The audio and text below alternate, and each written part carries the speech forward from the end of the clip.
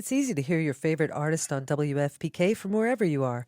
Listen on your smart speaker, live stream from our website at WFPK.org, or listen the good old-fashioned way by tuning to 91.9 on the FM dial from Louisville Public Media. Do you read Stephen King? Good news. There's a club for you. The Losers Club. Every Friday, us losers journey through the never-ending wastelands of King's Dominion. We sink our teeth into each of King's novels, dive deep into the lore, and review every adaptation. Even better, we're always having guests over. Thomas Jane, Will Wheaton, Mary Lambert, Mick Garris, the list goes on. So what are you waiting for? Join us as we read on through long days and pleasant nights.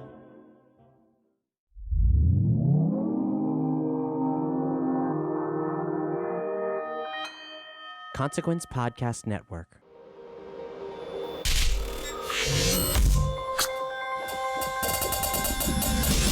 Hey, welcome to another edition of Kyle Meredith With. It's an audio interview series presented by WFPK, Independent Louisville, at WFPK.org, Consequence of Sound, and the Consequence Podcast Network. Big hello to the subscribers. Thanks for checking us out multiple times a week. There are brand new interviews every Monday, Wednesday, and Friday. It's a lot to keep up with, so I appreciate it. And if you're not a subscriber, take this moment, hit that subscribe button right now so you can hear from all of your favorite artists, what they're up to, what they've done in the past, how they did it, all the fun bits. Just type in Kyle Meredith With and hit that subscribe button now. I'm Kyle Meredith, and today my guest, the legendary Robbie Robertson, co-founder of the band. He's went on to have an amazing solo career that traces from the 80s until now and has been Martin Scorsese's go-to guy to score his movies. In fact, all of that ties in to what Robbie Robertson has going on right now. There's a brand new record called Sinematic. It's directly related to Robbie scoring Scorsese's new movie, The Irishman. It also connects to a brand new documentary called Once We're Brothers that tells the story of Robbie's time in the band from the beginning all the way up until the last waltz. That's based off of his autobiography that came out just a few years ago called Testimony. So, of course, we'll talk about how all of that relates to each other, get some fun stories about all of it. And since we're talking about the band, it just so happens to be the 50th anniversary of their sophomore record, one you call the Brown Album, an album that gets its own 50th anniversary deluxe edition, complete with all the unreleased alternate takes, the bells and whistles. And we'll talk about him collaborating with his old bud Van Morrison, as well as Glenn Hansard, who also makes an appearance on the Sinematic record. All that to say is there is a lot going on in the world of Robbie Robertson, and this isn't even all of it. He'll tell you towards the end of the interview that there's a second biography coming out and even more projects already on the line. So let's get into it. It's Kyle Meredith with Robbie Robertson. Hi, good to talk with you, Kyle. I'm in love with this record, Sinematic. It is a beautiful creation of an album. Congratulations. Oh, thank you. I really appreciate that. I had as much fun working on this record, I think, as I've ever had. And the fact that it's got to do with the Irishman and it's got to do with the Once We're Brothers documentary, all of these elements all folding into this record was just a glorious feeling. I feel like with anybody else, obviously we'd only be talking about one thing, and for so many things to be a part of what eventually becomes like one big project, it's one of the, it's a very interesting time, I think, for you a lot of the times, but it seems specifically so right now. I have to agree with you. There's a lot of stuff going on and a lot of great stuff, in talking about this movie, The Irishman, that I did the score for, and I also, chose music with Martin Scorsese. I work on, most of his movies, and every time it's like opening a whole new door. And on this particular movie, trying to find a sound, a flavor, a mood that could cross over the many decades that this story takes place over was particularly an interesting challenge, and it forced me to do something that I've never done before. A sound, a flavor, a mood, a rhythm, all of that stuff. And there was trial and error involved for sure, and there was times when I thought, I don't know if this is possible, because because Marty is very specific about it not wanting to be like traditional movie score. This is not like, when the tears start falling, the music, the strings come up, and, he just doesn't go there. It's not his beat. It's not his thing. So I had to throw away a lot of ideas on this one before I was left with something that turned out to be a bullseye. So what is the answer then when you have to find a sound that does encompass all of those eras, but what is that sound that you fall on? It's different. The score in the movie, on my album, the last piece on it, Remembrance, is used at the end of the movie. And there is some of the first track, too, I Hear You Paint Houses, which is what the Irishman, the book that the Irishman is based on. There is that, but the actual score throughout the movie, this thematic thing that I found, it's not really describable to me because of this chore. What I could do at the end of the movie was not taking place over many decades, like what the interior of the movie is. And to be really honest with you, I'm not sure how to describe this flavor of music, but when we put it in the movie, when Marty tried it in different places, it just rang a bell. We were like, aha, because I had given him alternatives and things because we needed to nail it. So there was some trial and error in this process, but this particular flavor of what's used in the movie, I don't know what it is, but boy, does it ever work beautifully. Well, you mentioned, the first song that we hear on Sinematic, the record, I Hear You Paint Houses, and as you say, it goes along with the Frank Sheeran memoir. You've tended to write character-based songs in the past, and we find that in this one. When you do that, do you feel like, do you need to embody that character, or is it more of a third person that you go after? I try to find a voice, and I try to find an angle that, to me, equals strong storytelling. And in my music, in what I reach for and have for a long time, I have reached for this way of taking you into a world, into a story, and have it be something that I can get across in a short period of time, that I can take you to this place. And it's almost the same feeling I get from a movie, even from when I was a kid. I'd go to a movie, God, it would just take me right into a world. And if the story were, held me and everything, it was just a fantastic feeling. Well, and the way you develop it and everything. Even just working with Scorsese alone, his movies are some of the widest scope movies, ever made, in the way that you're kind of describing how, they were for you early on. That's really how I see a lot of his movies, and to have, to be able to get, I guess is the way to say that, to kind of put the music behind that, because when you pair visual and music together at the same time, that's the strongest assault on our senses, I think, that you can give. Well, Marty, said to me years ago when I was working on the music for Raging Bull, he said for him, there's no difference between the picture and the music. It's all the same thing. And when those things fit together in the way that he likes to use them, it's a complete feeling. And I remember when we were working on Raging Bull, that's the first movie after The Last Waltz, of course, that I worked with him on one of his dramatic films. But we are watching the very beginning of this movie, and there's a man in a leopard skin boxing outfit bouncing up and down over in the side of the boxing ring in slow motion. And it's a nice shot. It looks good. But when you put that Mosconi music with it, you go, oh my God, what's happening to me? It just looks like, whoa, this really feels like something. So that's the magic that he's referring to. Is it coincidence that two of your duet partners on Sinematic are both Irishmen? Speaking of Van Morrison and Glenn Hansard? I wasn't thinking that of the time, but when Van Morrison comes to town, he often calls me and we catch up, and he's a dear old friend of mine. So he says to me, "What are you working on?" I said, "Well, I'm working on The Irishman." He said, "On the what?" I said, "It's a movie called The Irishman that Marty's doing."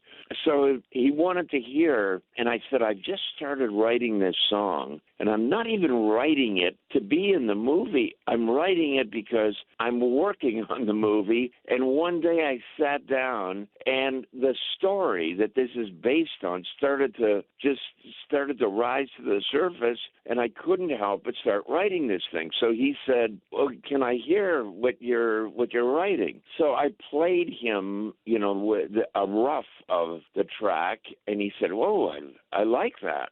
So I said, "Do you want to sing on it?" He said, "Yeah."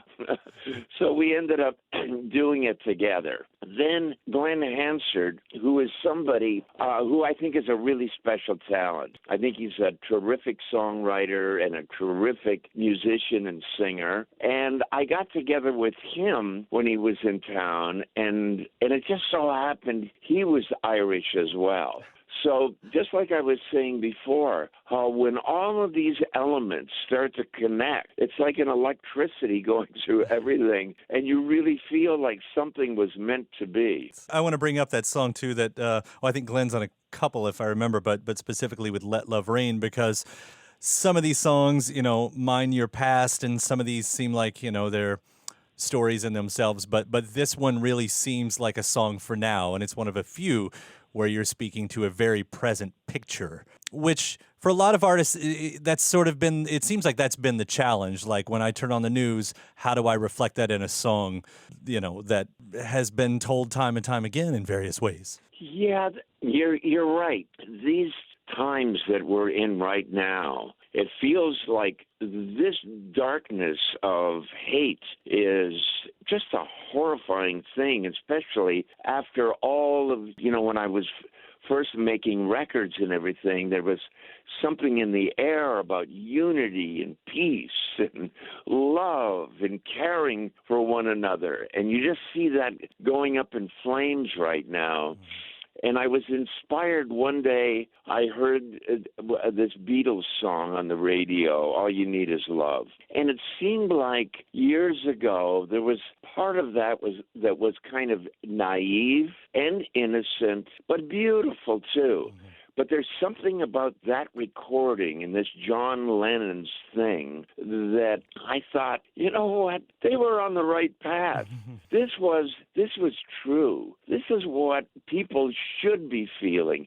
This should be the thing that comes first. And all of this stuff that we're feeling right now around the world is like, God, if I could just do something a little bit reflective of that period, back then, and put it in the present, I might be onto something. Well, it's also interesting that you take a song like Once We're Brothers, which I've read about in other interviews, you talking about how that is reflective of your time with the band. But at the same time, that's a song to me that also completely speaks for this moment right here. I mean, a divisiveness in the world, is written in those lyrics as much as it was for any personal moments in your past. True enough. The divisiveness, it turns your stomach, and you think, God, the sacrifices that people have made in the past, so we would be more progressive, and we would be coming together more, and we would have more understanding and more caring for our brothers, as time goes on. And right now, it's so disturbing feeling like a lot of that has gone up in smoke, and it's a waste of a lot of people's hard work and dedication. And so, you know what I mean? And as a songwriter, sometimes you sit down, you don't have no idea where you're going to go with a song, and you just see what happens. And in doing that, in this particular song, it's hard for this not just to seep in there of what we're feeling in this day and age. I want to ask something a little bit less serious about that too, because again, that song "Once We're Brothers," talking about your time in the band. That I just watched the documentary today, and it's a great look through that entire thing. But in that, there's also a bit of a Civil War thing happening, and I thought, the very first time I ever saw a picture of the band, and I thought, were these guys straight out of the Civil War, or where did that style come from for you all in the 60s? It wasn't for us.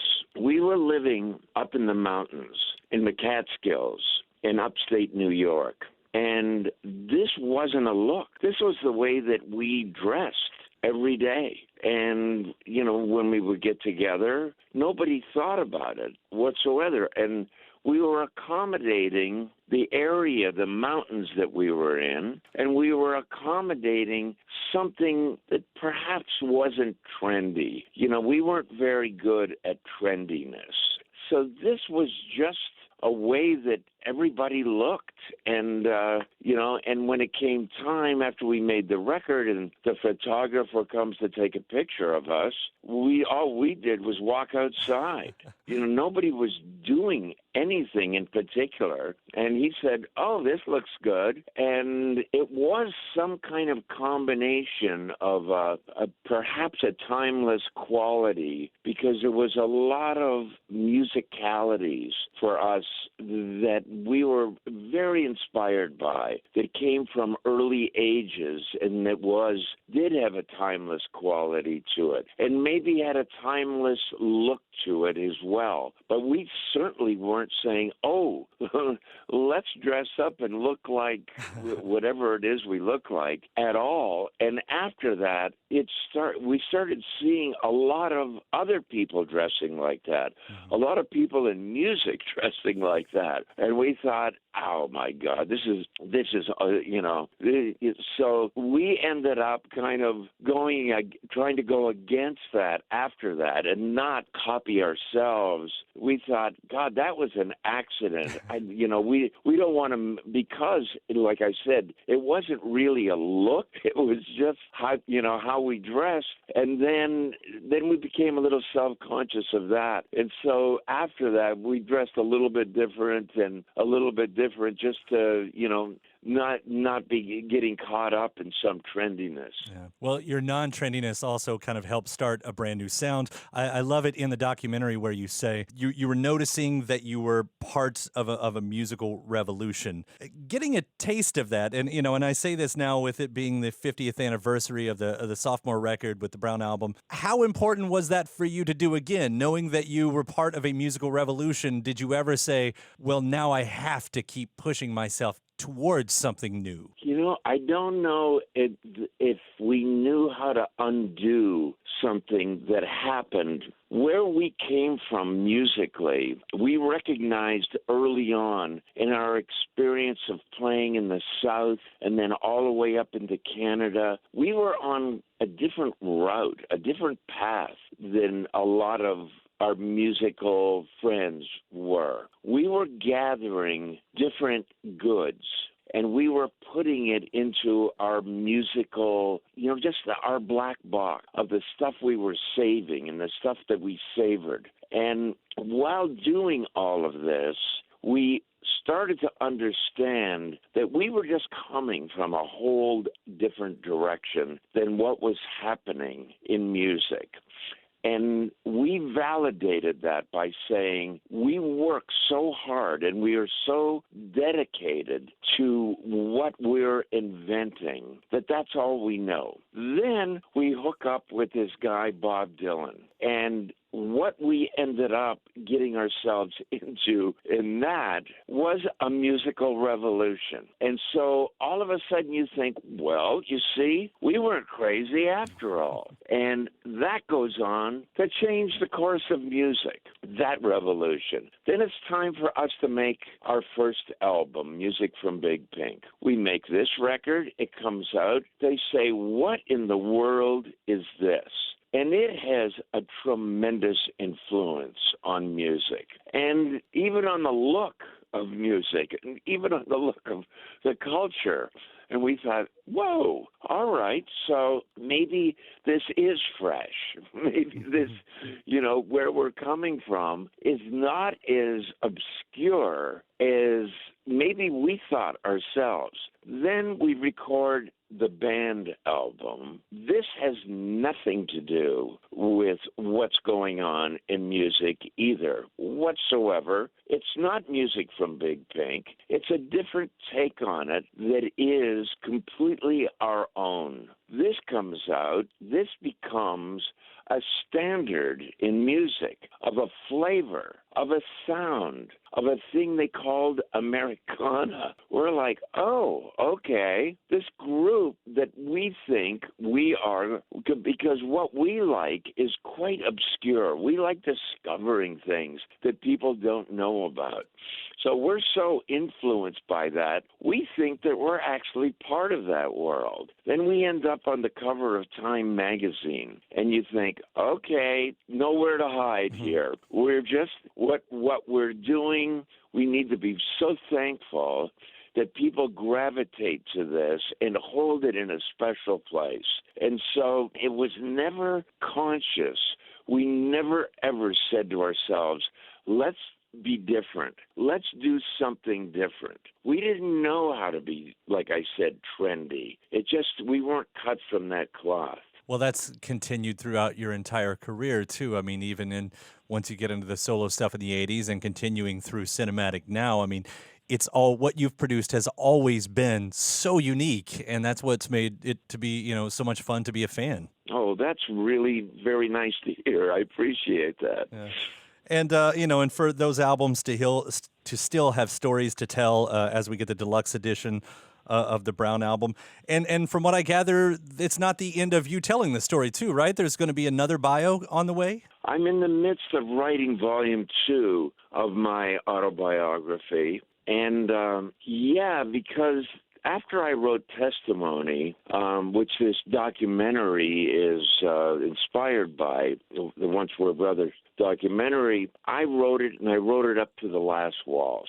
And it was kind of a defining culmination of the music of the band and a lot of people in music that at that time that we felt like we were part of a family. And so I wrote it up to that point. Then the book comes out, and the book is, very nicely received and all of that. The publishers say to me, okay, but we have something that we need to tell you. And I'm like, well, what? What are you getting at? They said, you can't write a memoir and end when you're 32. You got work to do. So I thought, well, I think they're right. So anyway, I'm in the midst of doing that, and I'm in the midst of several new things as well that I don't know what's going on. I mean, I had imagined at this period in my musical journey, in my life's journey, I would be sipping lemonade on a beach somewhere and kicking back, and I'm way too busy, but I'm sure having a good time. It looks like it. It must be something in the air. I was just thinking that your buddy Van, that man's at this point putting out 2 or 3 albums a year suddenly. So something about you guys. I know. Well, he's just he's fantastic, and what a talent, and I so appreciate his work and from the very beginning. Well, I love hearing what you do, Robbie, and it's exciting to know that there's going to be more on the way, even besides the bio. I mean, I don't know what else you got going on, but I'll definitely be here to check it out. All right. Well, Well, make sure you're on the mailing list. Awesome. I appreciate it. Sir, it's been such a pleasure and an honor talking to you today. Thank you so much. Oh, I really appreciate that. Thank you very much. All right. Take care. Bye for now. Whew, my thanks to the legendary Robbie Robertson. Again, let's hit all this. Brand new album called Sinematic, the score to Martin Scorsese's The Irishman, 50th anniversary of the band's sophomore LP, the self-titled record, the Brown Album, that's got its deluxe edition, and the documentary Once We're Brothers. And that's not even including the stuff that Robbie was telling us is on the way. So a major thanks to Robbie, and a big thanks to you for checking out the series and listening. Hopefully you feel inspired to give us a rating and a review wherever you're listening from. And if you're not a subscriber, this is the kind of stuff that you're missing. Hit that subscribe button right now wherever you get your podcasts from. That does include the big places like iTunes, Apple Podcasts, Stitcher, Podchaser, Acast, but also like Spotify, YouTube, anywhere you're listening from does have a subscribe button, I assure you. After that, head to WFPK.org, where I do a show Monday through Friday at 6 p.m. Eastern, where you can also find some bonus episodes. It's an hour full of song premieres, music news, anniversary spins, and even more interviews. It's WFPK.org. Consequence of Sound has your music and film news. You can also find me at Twitter at Kyle Meredith and Facebook /Kyle Meredith. And that does it for another edition. I'm Kyle Meredith. I'll see you next time.